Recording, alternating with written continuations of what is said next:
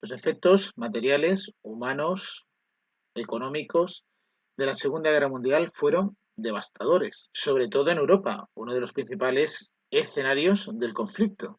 El final de la Segunda Guerra Mundial supuso el declive definitivo de Europa y el inicio del dominio de dos grandes superpotencias, Estados Unidos y la Unión Soviética. En esta videolección vamos a ver las consecuencias de la Segunda Guerra Mundial y cuál fue el nuevo orden mundial que surge tras el conflicto. ¡Vamos, equipo!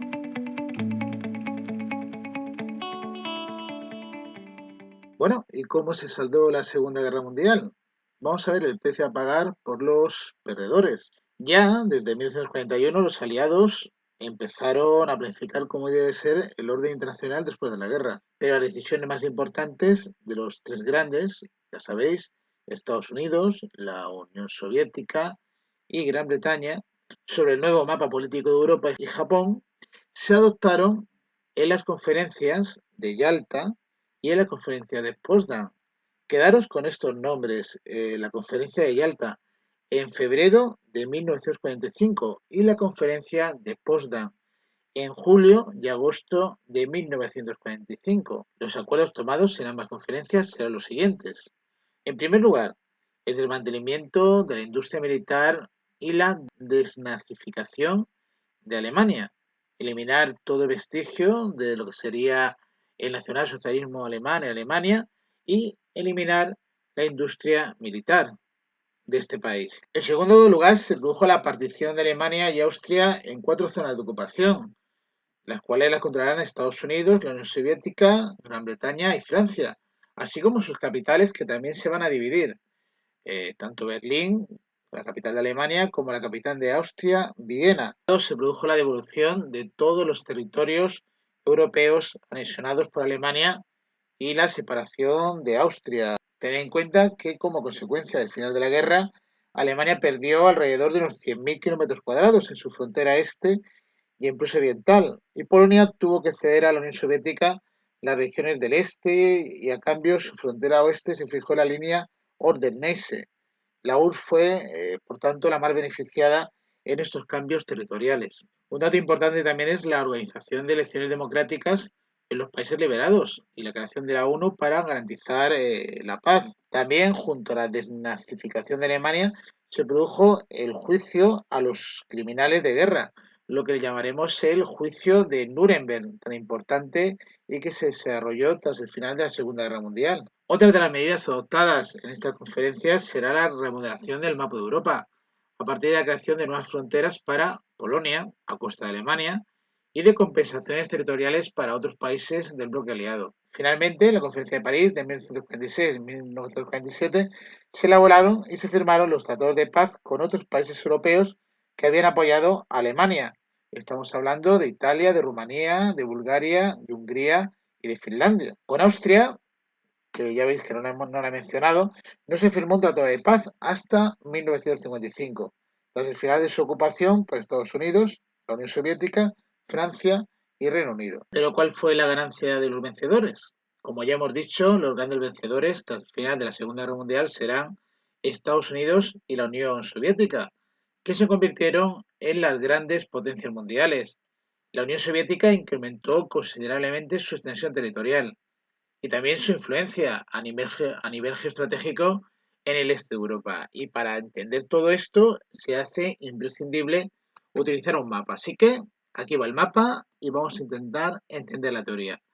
La URSS, la Unión de Repúblicas Socialistas Soviéticas, recuperó los territorios perdidos en 1941 y amplió su dominio a costa de las repúblicas bálticas, ya sabéis, Estonia, Letonia, Lituania y parte de Finlandia, concretamente la zona de Carelia. También amplió sus dominios a costa de Polonia y Alemania. Alemania fundamentalmente la parte de Prusia Oriental. También se apoderó de la región de Besarabia, a costa de Rumanía. Y si esto fuera poco, en el Pacífico ocupó las islas japonesas de Kuriles y Sajalín. Por lo tanto, la Unión Soviética fue una de las grandes beneficiadas tras el final de la Segunda Guerra Mundial. En cuanto a Estados Unidos, fortaleció su posición económica de una manera muy importante en el mundo. teniendo una gran influencia a nivel político. La Unión Soviética y Estados Unidos se convirtieron en dos superpotencias que, dada su incompatibilidad ideológica, entender la Unión Soviética, comunismo, Estados Unidos, sistema liberal, basado en una democracia, pero con un sistema capitalista que chocaba de frente con las ideas del comunismo. Esta incompatibilidad ideológica supuso el establecimiento de un nuevo orden mundial que con el paso del tiempo se concretará en dos bloques enfrentados. Dentro de esta remodelación del mapa de Europa, que no podríamos entenderla sin estos mapas, tenemos que hablar también de cómo Bulgaria cedió Macedonia a Yugoslavia y Tracia a Grecia, y cómo Italia renunció a todas sus colonias y devolvió el Dodecaneso a Grecia y perdió Albania, reconocida como Estado independiente. Cuando hablamos de las consecuencias de la Segunda Guerra Mundial como un gran impacto demográfico y moral, nos referimos, en cierto modo, a lo que hemos dicho al inicio de esta videolección. Daros cuenta que alrededor de 60 o 70 millones de personas fallecen, sin contar los 6 millones de judíos exterminados en los campos de concentración nazis. Esto es una auténtica locura. 35 millones de heridos y mutilados, 3 millones de desaparecidos y alrededor de unos 40 millones de desplazados. Y todo esto parece que a día de hoy no ha hecho aún recapacitar al ser humano para que no se vuelva a meter en ninguna otra guerra. Las víctimas, por tanto, fueron tanto civiles como militares y en gran medida jóvenes.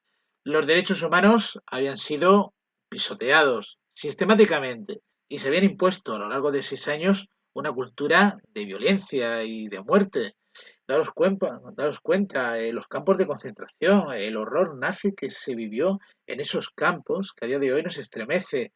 La bomba atómica sobre Hiroshima y Nagasaki, ¿no? Una bomba nuclear y una población civil totalmente masacrada.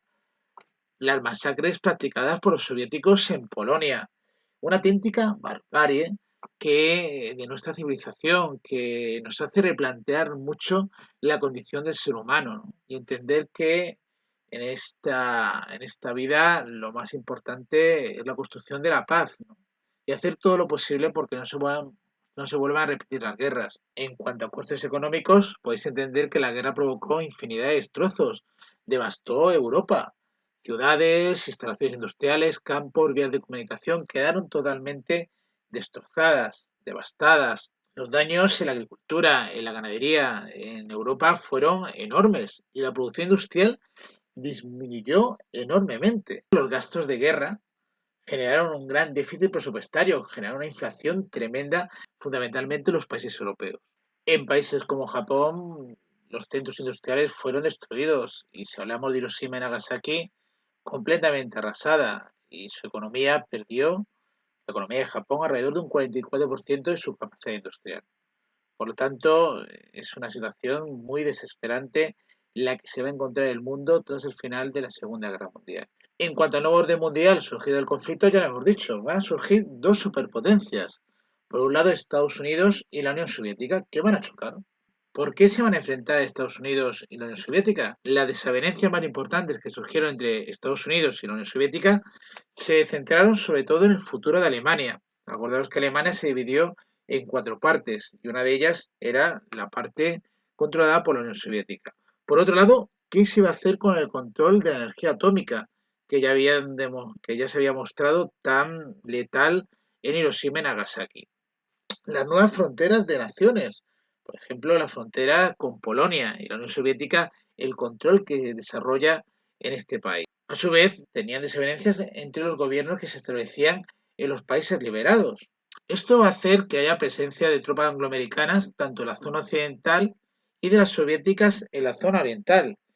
Tener en cuenta que en la Europa Oriental, ocupada por el Ejército Rojo, todos los movimientos políticos fueron reprimidos, excepto los partidos comunistas, que obedecían a los dictadores de Moscú. Claro, los gobiernos que se instalaron en estos países estaban subordinados a la política soviética. Y algo parecido va a pasar en la zona occidental, ¿no? Se van a generar como dos bloques, ¿no? El bloque comunista o el bloque de la Unión Soviética y ese bloque europeo y americano que partía el mundo en estos dos bloques, con países bajo influencia de Estados Unidos y países bajo influencia de la Unión Soviética, dibujando una Europa dividida en dos zonas de influencia. Todo esto se vio ya evidenciado tanto en la conferencia de Yalta de febrero del 45 como en la de Potsdam de julio de 1945. Y estas desavenencias se ratifican con la partición de Alemania y Berlín en zonas de ocupación, garantizadas por los aliados en cuatro partes, como ya hemos dicho. Ante esto, la reconstrucción de los países europeos aparecía mediatizada por la presencia de estas dos superpotencias antagónicas, porque están enfrentadas totalmente. Estados Unidos con una economía capitalista de libre mercado, con una democracia parlamentaria, y por otro lado la Unión Soviética con una economía colectivizada y planificada de tipo comunista y un sistema político de partido único, un sistema de carácter totalitario con el gobierno de Stalin. Como ya hemos comentado, en la zona oriental europea, la Unión Soviética presionaba para garantizar la presencia de comunistas en los gobiernos que se estaban formando en los países del este, porque quería esos países bajo la influencia de la Unión Soviética. Stalin advertía, el líder de la Unión Soviética, que los sistemas capitalistas y comunistas eran antagónicos, lo mismo que Winston Churchill, el presidente del Reino Unido, advertía que un telón de acero dividía Europa. Eran dos bloques con intereses opuestos y se marcaron esas dos influencias tan fuertes en el mundo. Si esto fuera poco, en 1946 un informe de Estados Unidos alertaba que la URSS pretendía destruir el sistema de vida norteamericano y recomendaba a sus aliados que adoptasen una política de contención al comunismo. El presidente Truman hizo suya esta idea y planteó la necesidad de aplicarla. Se inicia, por tanto, lo que un periodista norteamericano bautizó como la Guerra Fría. En este mismo periodo surge la ONU, la Organización de Naciones Unidas, que se creó en San Francisco en 1945 y donde se estableció su carta fundacional.